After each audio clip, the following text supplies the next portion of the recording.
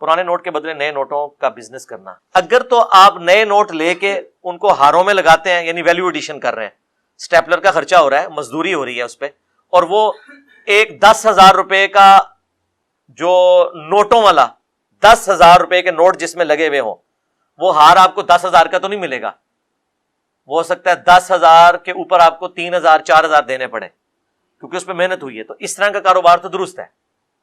لیکن کوئی شخص یہ کہتا ہے کہ یہ میرے پاس جو ہے یہ نئے نوٹوں کی 100 کے نوٹوں کی ایک دتھی ہے, یہ لے لو. اب 100 کے نوٹ ہیں, اس کے اندر 100 تو 10,000 بن گئے, اس کے بدلے مجھے 11,000 دے دو پرانے نوٹ.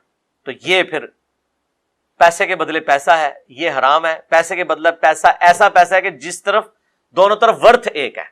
ڈالر کے بدلے پیسے لیں آپ, روپے لیں یا پاؤنڈ لیں, وہ جائز ہے, کیونکہ وہ دونوں کی کرنسی کی ویلیوز ڈیفرنٹ ہیں. یہاں 10 روپے کا نیا نوٹ اور 10 روپے کا پرانا نوٹ, کیا دونوں کی قیمت برابر نہیں ہے؟ تو آپ نئے نوٹ کو پرانے نوٹ کے عوض پیسے لے کے کیسے بیچ سکتے ہیں؟ یہ حرام ہوگا. اس میں ہمارے بینک بھی بہت بڑے مجرم ہیں. بینک کے جو ملازمین ہیں, گورنمنٹ کی طرف سے عید کے موقع کے اوپر اسٹیٹ بینک نئی نوٹوں کی دتیاں جو ہے وہ ریلیز کرتا ہے.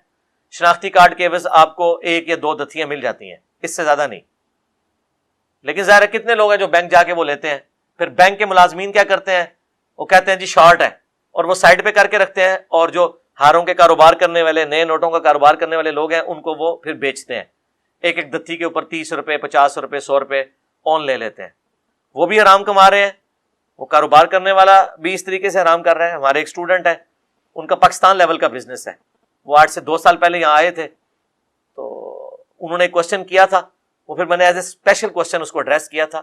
وہ یوٹیوب کے اوپر آپ جا کے دیکھیں تو میری ویڈیو اپلوڈ ہے, نیو کرنسی نوٹس کا بزنس. تو کافی ساری باتیں تو میں نے اس میں بتا دی.